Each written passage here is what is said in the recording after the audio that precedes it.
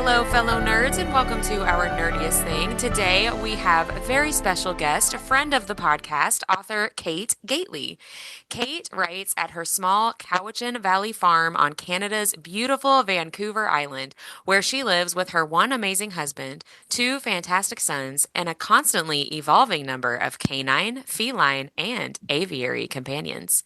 With three published books, two Canadian Book Club Award wins, and three shortlist nominations under her belt, Kate celebrates the evolution of the Lost Wells Trilogy into something she dearly hopes can one day find a cherished spot among those volumes of both contemporary fantasy and historical romance novels that so inspired her growing up. When Kate isn't reading, writing, or wrangling children and animals, she enjoys time in her hobby library, which includes any number of creative side quests. Kate prefers not to wear socks, drinks too much coffee, and forever falls for the cinnamon roll hero. Welcome back to our nerdiest thing, Kate. Thank you so much for being here. I'm so excited. I think this is my third time, and I'm nervous sometimes before things, and I'm just like, yay, I get to go see my friends. Yeah, no, I always love talking with you. Yeah, we were all texting earlier, like, yay, it's Kate tonight. So And I'm I so would, glad I get to be here because I usually don't get to. I know, Yeah, yeah. yeah, and then Deb's out tonight, but that's, it's a road we take turns. Yeah, exactly. Yeah. That's the magic of Zoom. So I don't think we've ever actually talked about in the other interviews we've done with you what your favorite historical romance or favorite fantasy books are. And since you talk in your bio about, those genres inspiring you in your own writing, I would love to hear what some of those, either growing up or currently, what some of those books were that inspired you. That's a good one. I'm pretty sure my editor wrote that line at some point and I liked it. I would say I read a lot more It's a good one, now. yeah. It's a good line. I mean, I don't think I was reading a ton of romance when I was younger. But I would say watching more of it and dreaming more of it and I would say probably as much as books have influenced me, I would say films. So like North and South and Young Victoria and sort of all of that feeling, that sort of like rainy day afternoon, maybe it's on PBS, maybe it's on something like that. Like that's the romance feeling that I have when I think Yeah. about it. Probably read more fantasy growing up. Big time Lord of the Rings kid. All the movies came out when I was in like grade 6, 7, and 8, I think. So Yeah. like, right in it. And I was hyperlexic. So reading, all the books multiple times. And um, I would probably say, my writing, yeah, influenced by books that I've read, but I think more than anything, my writing was influenced by a childhood where I spent a lot of time creating like imagination in my own head, a lot of imagination with my friends, a lot of time alone imagining things, like just kind of, I mean, maybe they call it maladaptive daydreaming now, but We can just call it imaginative play. That's a great. really imaginative kid, yeah. Yeah. Were you, I feel like you would have been a big Anne of Green Gables fan. I was Okay, thinking the same thing. confession. Confession. I've never read Anne of Green Gables, and I bought No. it like 3 weeks ago because I was like, Yeah. okay, this is a problem. And I also bought the Emily of New Moon books as well because I was like, this is something I'm going to read myself and probably with my kids. And I I think you try would to. really love it, Anne of Green It's Gables. beloved, and I feel Yeah. like, there's a part of me that would, like, I write adult fiction, but I do think there's some part of me that would love to go to middle grade and write like heartfelt stories. So Yeah. it'll be, Well, I'll let you know how it goes. at a minimum, too, like even if you didn't read the book, I think you would really love the adaptation. I think it was a Canadian It was on adaptation CBC, from, yeah. yeah, on from the 80s. Anne with That's an like, E, yeah, or the one before that, yeah. the one before that, yeah. Yeah. It's on because I looked for it a few months ago and I was like, it was like 15.99 maybe on Amazon Prime or something. And I was like, oh yeah, hmm I'll pay 15.99. But then it ended up hmm being 15.99 for just like the first half of it. Oh And you no. have to pay 15.99 for the other half too. And I'm like, That's how so they I get you. haven't finished it because I'm like, do I want to pay $30 for that? I don't know. Probably not. But I will eventually. It'll bug me long enough. But yeah, highly recommend that. I feel like you're a Yeah. very Anne of Green Gables type of soul. I think you would And like it a lot. it's funny about Canada because, like, I've never been to PEI or out to the East Coast. I grew up in the prairies and then I moved west. And, like, Canada's so big. Like, it's Yeah. so huge. And our flights, like, even when I was a kid, but even now, like, it's so expensive to fly across the country. I can fly somewhere else. I can fly to Mexico for the same price. Like it's kind of wild. So Yeah. we don't, I'm just speaking from my own experience. Like I need to, I'm overdue for some maritime. I was chatting with another Canadian author and she's like, I always forget that you're Canadian because we just live so far apart. Yeah. It feels like a completely different country, probably like Yeah. completely different Like place. culturally similar, but also different too. Like, yeah, I don't know. Yeah. It's like that in the States too, right? Like Kentucky versus New York City versus, California, Southern California are like completely different worlds. I just watched the Kentucky Derby sports doc on Yeah. Netflix, and I was like, I know how to say Louisville, and I was like, really good. Yeah. I know that one. Yeah. My friends live Yes. there. Yeah. That's It our was claim it to was fame. it was neat. Have you like I'm assuming you've been like it was wow. It's way bigger I than I got to even go thought it was. once. Mindy, have you ever been to the Derby? Mm. I went in college to the infield. Oh, well, that's a So whole different very experience. different experience. What does that mean? What does it mean? The infield is kind of where like the locals go. They're cheaper tickets and there's no seats. You just go stand in the infield of the horse track. And That's it kind of neat. has a reputation for being like a debauched major party. I mean, pretty much. That sounds But fun though. I've never been to the infield, but it probably is fun, depending on your age range, I think. Yes, if you're in college, I'm sure it's a great time. Yeah. Yeah. Well, No, I'd like to sit down. let's talk about your new book, Shadow of the Yew Tree. So, your Hmm. writing in general, especially the Lost Wells series, the trilogy, your writing focuses 100% is, yes. Mindy, you're so lacking. Oh, that's so funny. All right. I'm going to do that Do I question one more time. have Mindy, I love you, but I'm going to mute you for a second. 'Cause you're just lagging really hard, really bad. Oh, goodness. Okay. So your writing, Kate, focuses heavily on the divine feminine, right? And really strong female characters. And that continues with Phoebe. We saw it in Julia in the Lost Wells trilogy, and that continues with Phoebe in the shadow of the Yew Tree.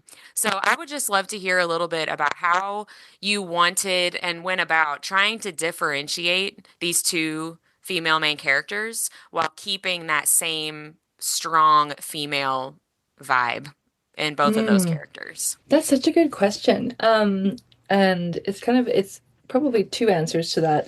So, firstly, like they just feel different for me. I don't know, as a writer, when they walk on the page, they feel like different people. So I don't struggle too much. Julia, when I finished Severance of the Sorcerer, I kind of felt her leave me almost. Like I don't find her presence when I'm writing as much. Whereas Phoebe, it took me a while to sort of almost coax her onto the page. So if anything, there was a lag between the two books, me having Julia go and getting to know Phoebe, which sounds super wooey, but I'm pretty sure other authors know what I'm talking about. And to keep it strong, I think that they always, like I don't self-insert, but the characters always have lots in common with me. And so I think I mean, every author is going to self-insert at some level. Um, and so I think that as I'm on my own journey of being a strong feminine character in my life, my Yeah. characters maintain strong feminine character. And I really strongly believe like if they're going to have flaws, it's going to be because of challenges they're facing and less so about their, you know, goal to like I don't want it to be a flaw that they're having trouble getting to being feminist. I want them to be feminists who struggle to express the feminism, right? Like sort of Yeah. so yeah. Yeah. So when you finished with the Lost Wells trilogy, it really was like Julia was like, okay, I'm done. My story Yeah. is complete, and now I need you to connect to this other character.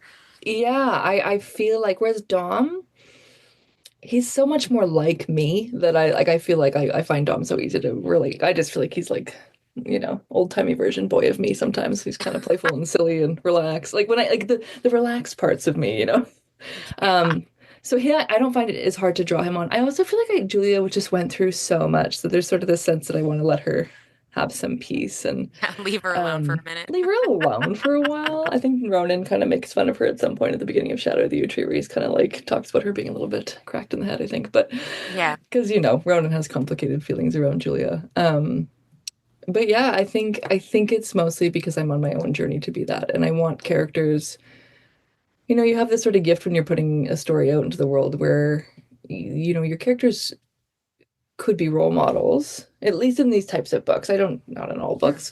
Obviously, the bad guys aren't going to be the role models in books, but like, I try to write books with characters that are relatable. And I have always said, like, yes, I write adult fiction, but if somebody who was under 18 picked up my book, I would hope my characters could be role models in some way for the people. So, Yeah. for the people.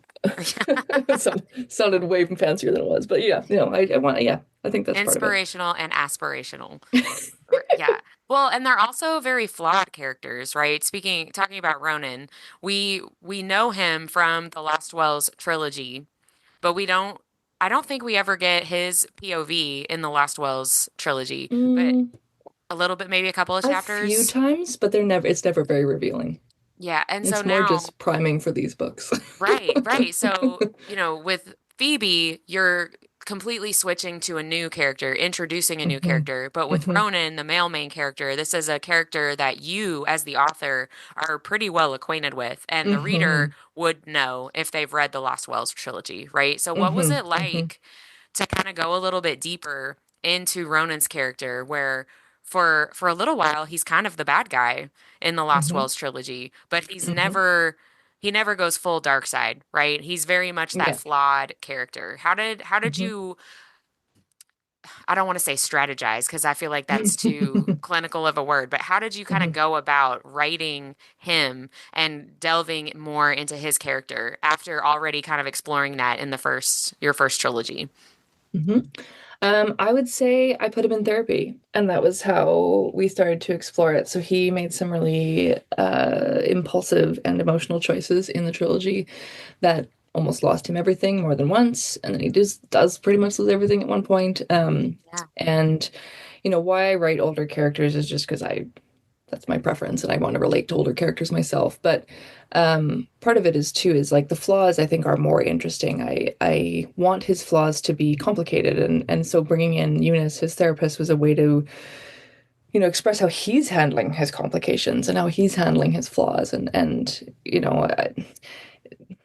some people might be like, oh, your characters are too self-aware, but I'm someone who strives to be self-aware, and I'm someone who seeks therapy and educates myself and takes Yeah. medication and all those things. So I don't, I wanted him to Me be too. right, like no shade to the books with the young characters who are flawed because they are just making awful decisions. But what didn't feel plausible to me for an almost 50-year-old doctor military to have flaws that are he needs therapy. They're complicated. Yeah.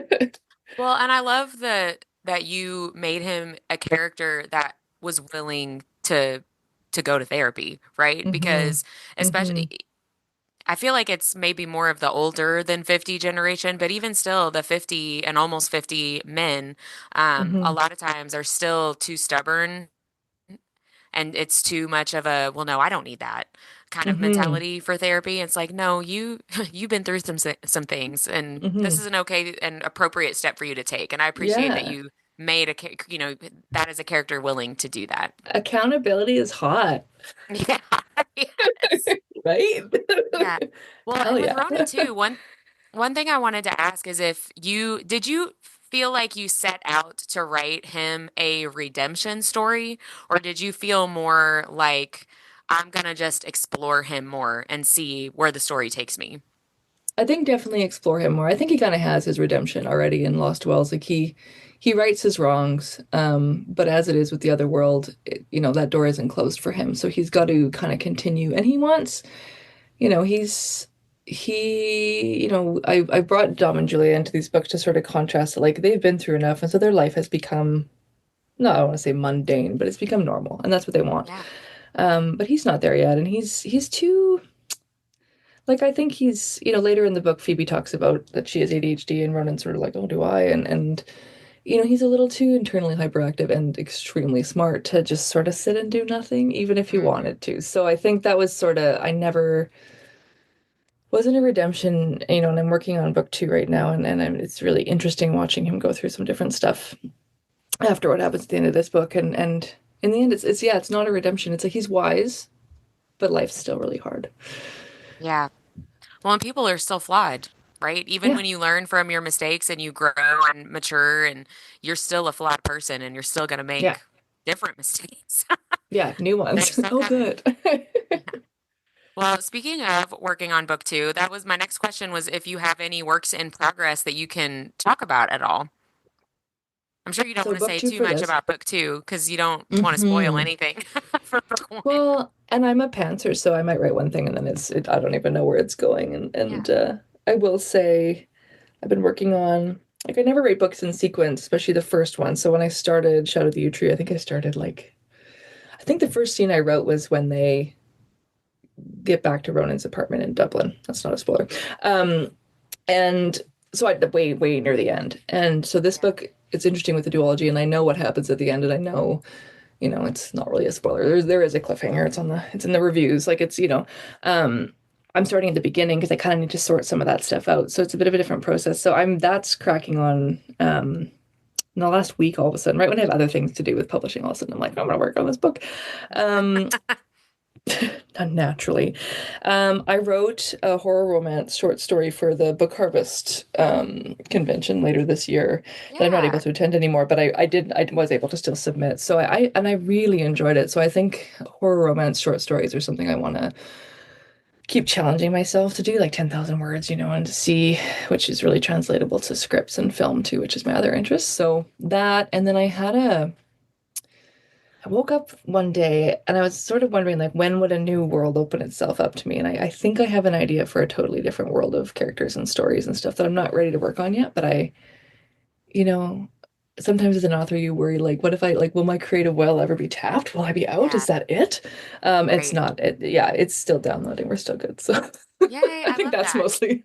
That's exciting. Yeah. I'm sure that that feels like you're saying it's a stressor off of you as the author, Hmm. right? Like I do Hmm. have this idea. I know it's there. I can go to Hmm. that when I'm ready to go to that. I'm sure Hmm. Yeah, that would it's make me exciting. feel, that would give me a little bit of breathing room as an It's a author. relief. It's a Yeah. relief. Well, unfortunately, Mindy lost power, so she's she's gone now. But Bye. we're gonna keep on keeping on. She says it was good to see your face, even if just for a few minutes. Oh, So good. I'm gonna keep us going with the nerdy and dirty speed round. We have just some random questions for listeners to get to know you a little bit. No wrong answers, just whatever pops into your head. Hmm. If you could wake up tomorrow in any of your favorite books from your childhood, what book would you choose? I would want to wake up in Rivendell. Nice. I Is there think that would anything be you would it. do or a Eat. character you would? I feel like elven food is probably extremely like lots of finger food. Like I love like olives. I feel like they would Yeah, have a lot of like tapenade and like right. charcuterie. Like, I don't I feel know, like they would have a lot of charcuterie boards.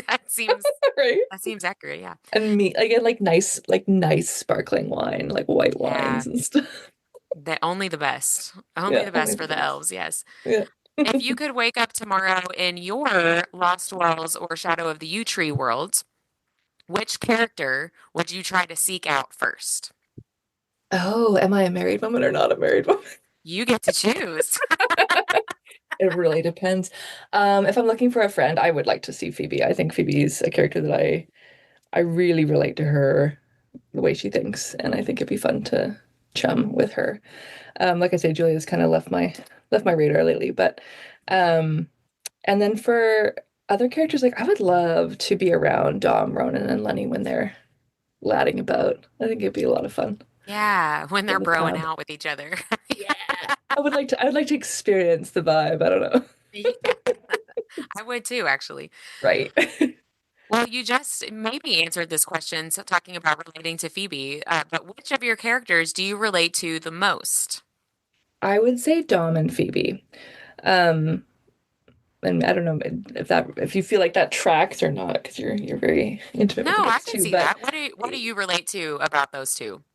um, Dom, I think I always think he's the kind of character like when I'm, emotionally regulated and feeling good in my mental health, like I'm pretty easygoing and I kind of just like to hang out and like I'm not a stressed person. I get stressed because of the other things, and I think that's Dom in a nutshell. Like if life is good and he's fine, and if things get Yes. shitty, he Yeah. solves problems, and I'm a big problem solver, and I'm kind of, recovering perfectionist. Like all those things fit Dom, right? So, Yeah. and that kind of 100%. like in my ideal world, I would love to be sort of that. he's just such an attracting person. Like he just Mm, people want to be near him and because they feel calm and protected and like those are sort of like ideals I would like to have as a person.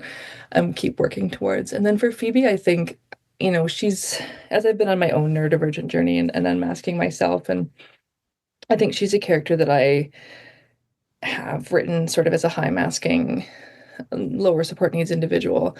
And so I'm finding more and more in my journey that I'm relating the most with neurodivergent people. And so, Phoebe would be someone who I could probably commiserate with. And I have chronic pain and she has chronic pain and different things. And yeah. I think that I'm like her because I think I, you know, question like my natural state. When we're kids, we're kind of shut down for questioning. We're told to sort of quiet and listen and whatever. Mhm. But Phoebe's sort of bloodhoundness is very similar to me. I want to know why.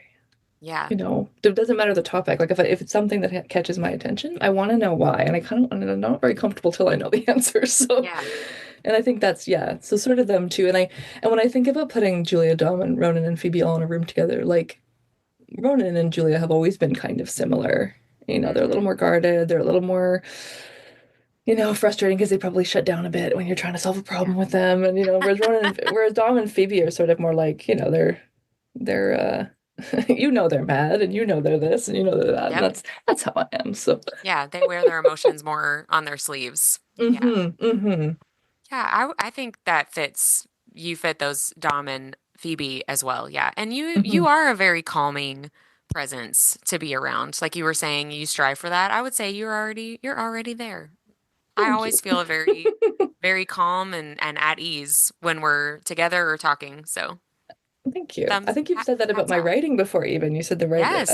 one time you said that, and I thought that was just like the coolest compliment. So thank you. Yeah, I really do feel like you can hear your voice and like feel your whole tone through your writing. And it is very, even when there's conflict on the page or tension on the page, it's still a calm, like I trust all of this is going to work out. Even if it's a cliffhanger, I Yeah. trust your Well, it's like let's your hold your hand peaceful while I tell you vibe. terrible things. Yes, exactly. I'm going to hold your hand Good. while I tell you this, but it's all going to be okay. Yeah, exactly. Good. I like it. Yeah. So, what was your favorite movie as a child or young adult? Oh, like, Lord of the Rings, I think, there's always I have to always all of us, I think, grew up in our generation have to skirt around the she who must not be named conversation because that was obviously it's obviously a massive part of our childhood. So I'm omitting Yeah, that. But yeah. but yeah, I mean Lord of the Rings. I would say I had Lord of the Rings posters. I had, and the movies and my like when I was in grade six, I had a friend that moved to Canada from New Zealand, so I had like a Kiwi friend, and Oh, we like cool. she'd been to the places, and so Yeah. yeah, yeah, I could see you like sitting at her feet, like, tell me about it. Tell me the yeah. tales when you were Totally there. like I don't know if you can see behind me, but like, oh, that's a broomstick. But I have a sword that's a replica from Lord of the Rings. Like, I mean, yeah, Yeah, I like, that's yeah, probably the most. that Yeah. might be your nerdiest thing of the week. Oh, I got a few swords. My kids are always like, Mom, how come you have swords? I'm like, because I write books. Yeah, Not that that is a I'm logical an answer, but author. Yeah. yeah, it's part of the job. Yeah. What is your favorite thing to do on your day off? Oh, I love staying in bed and drinking coffee, like for as long as I can. And Yes. like, my kids will come and go or will like do things, but like, man, if I can drink a couple cups of coffee in bed before getting up, I'm a happy girl. That is me. I want to lay down all day long. Yeah, Yes, yeah, that is 100% me. yeah. If you could have any type of magical powers from your books, what would be your favorite way to use those powers? I just because I'm looking at my window right now, my yard is being taken over by greenery. I would love to be able to like kind of be like the wielders or the bears and be able to manage my garden a little bit better and like handle the energy because I feel like I have so much energy in my yard. Like I'd like to take some for me and it could calm down a little bit, like kind of just find a balance between me and my yard because right now it's like a jungle. So yeah, I think, my magic systems are low magic. So it's kind of like, I don't know. I wouldn't want to be a sorcerer. Right. I mean, maybe I would, but maybe. That would be nice to get the energy from your land, right? Like Yeah. that would Yeah. And that so would be much of my nice. stories are about relationship with land. And that to me what folklore is like there's stories and different things, but when we think about mythology and folklore, like so much of it actually was just descriptions on what was happening in the land at the time. Like if you study Yeah. it, that's what you find. So that's kind of why I have the druids being so earthen and yeah, I'm so tired so many days. I would love to, there's these Just blackberry bushes threatening to take, like we have invasive like Himalayan blackberries here and they're delicious, but they're really invasive and they're trying to eat my fence right now. And I'm like, you could stop eating my fence and just give me some energy before the book launch. That'd be great. feed me instead of Yes. eating the fence. Thank you so much. Yes. Yeah. And the last question in this round is, what is bringing you the most joy in life right now? Well, that's a good question. We got a crepe pan on the weekend. Oh, I'm nice. so excited about crepes. That is bringing a lot of joy. When you eat food or eat a food, I almost said when you eat food, when you eat a food and you just think about it for hours after. We had crepes the other day, and I was like, man, it's been such a long time. And when I was in university, there was a crepe bistro. I don't know, you could get it like takeout Yeah. crepes, and Yeah. it was my go-to like treat food at school. And so I think like, yeah, my joy right now is the crepe pan, and obviously I love breakfast. Yeah.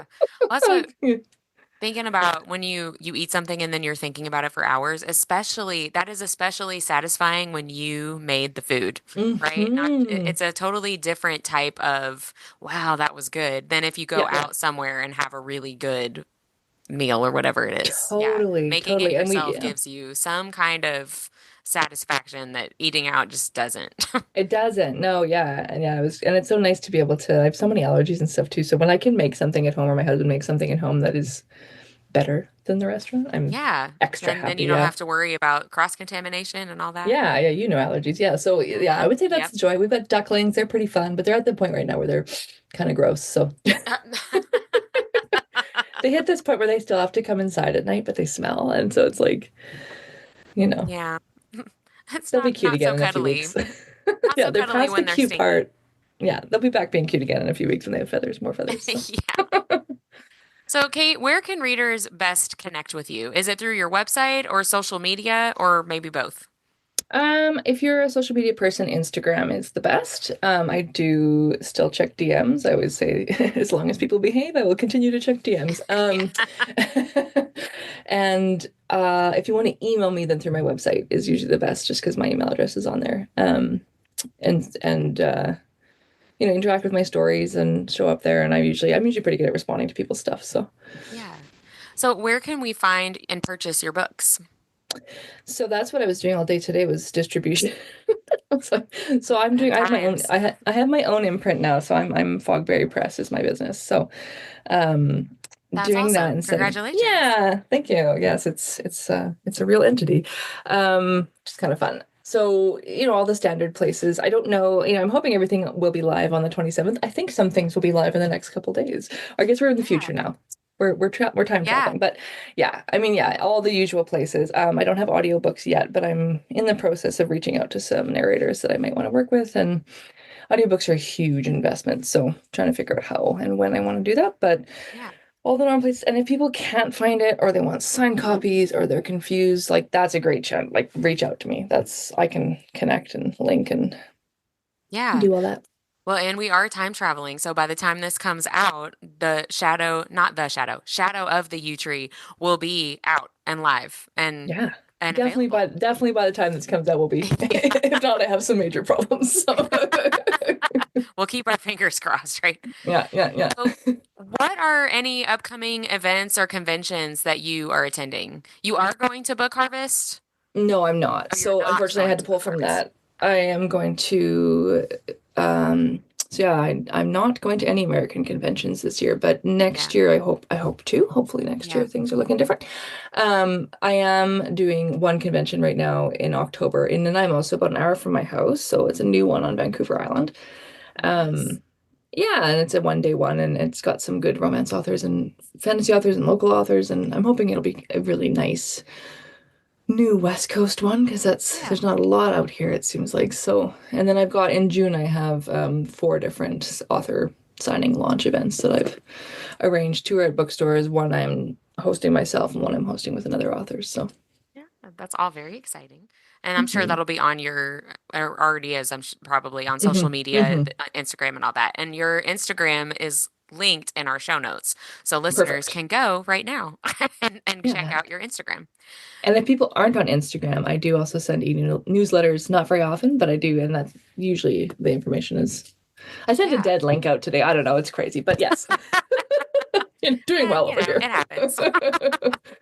Well, Kate, it's always a pleasure to talk to you. And we love to hear your nerdiest thing of the week, how we finish out our episodes here at Our Nerdiest Thing. It usually is book related, as you know. It doesn't have to be. Just anything, maybe something you're researching for book 2 that you're writing right now, a book or a movie, anything at all that you are excited about and nerding out about. We would love to hear. It's nerdy. It's not really bookish, but it could be bookish. I got an action 4K camera. I just bought one. Oh, nice. So I'm hoping to kind of, build a little camera skills this summer and start doing a little more filming. I mean, I guess it's sort of like a GoPro, but it's so. That's awesome. See, I don't know. It's pretty nerdy. I can point and shoot with my phone, and that's pretty much it. I've got my phone, and I need to start. I just want to build my skills a little more there. So it's a technical world that I'm getting I'm into. sure. So yeah. I'm sure like Googling how to do stuff like that is like very overwhelming. YouTube, yeah. They're like, I just watch videos. Somebody show me how to do this. Well, thank you so much for coming on and talking with us. Thank you for having Sadly, me. Mindy had to hop off, but I got to talk to you. So Yeah. At least somebody would like. Imagine if all of you were going. Yeah, well, thank you so much. It's always a pleasure. Hopefully, sometime in the near future, we'll be able to be in the same country at the same event and see Yes, each I other keep for saying, real face to face. come visit me at my house. Yes. Oh my gosh, I would Come love over. that. I would love that. Well, I'm getting my real ID, so maybe Oh, there you go. I don't know. Do you guys have that in Canada? Probably No. not. Not yet. We just have our normal IDs. It's just an American thing here. We always Is it got kind to of be special. like a Nexus type thing? Like, is it like they know I honestly more? don't even know. It's like you have to get a special different driver's license to be able to like fly domestically. You still need your passport to fly internationally, but and you can use your passport to fly domestically also, but you can't just use your regular driver's license. You have to either have a passport or this like real ID, which looks like a normal driver's license. And before, could you do it with your driver's license? Yeah. Okay, because we can Yeah. just do it with our driver's license. It's Okay, but yeah. it's a law that they passed after 9/11 happened, but they kept delaying the like Oh, okay. implementation of it for literally Got it. 20 years. Oh, And now they're jeez. like, you know what? Let's actually do this. And everybody's like, wait, what? What are we talking about? So, Holy, okay. Well, hopefully you get it soon, and you can yeah. And then we can travel. you can travel, have some movement, Well, Awesome. thank you so much, Kate, for coming on. I'm so excited to see Shadow of the Yew Tree in hard copy. It's Yes. such a great story, such great characters. I love that world that you have created. Everybody should go read Shadow of the Yew Tree. You don't have to have read the Lost Wells trilogy to read it, No, but no. you'll understand a little bit more of the backstory and a little bit of Easter eggs and characters popping in and out. So it's a great trilogy too. So you should just read it because it's good. Thank you. Yay. Thank you so much, Kate. Like what you heard in this episode? Follow Our Nerdiest Thing on Instagram at instagram.com/Our Nerdiest Thing or Facebook at facebook.com/Our Nerdiest Thing. We love hearing from fellow nerds. Email us at ournerdiestthing@gmail.com.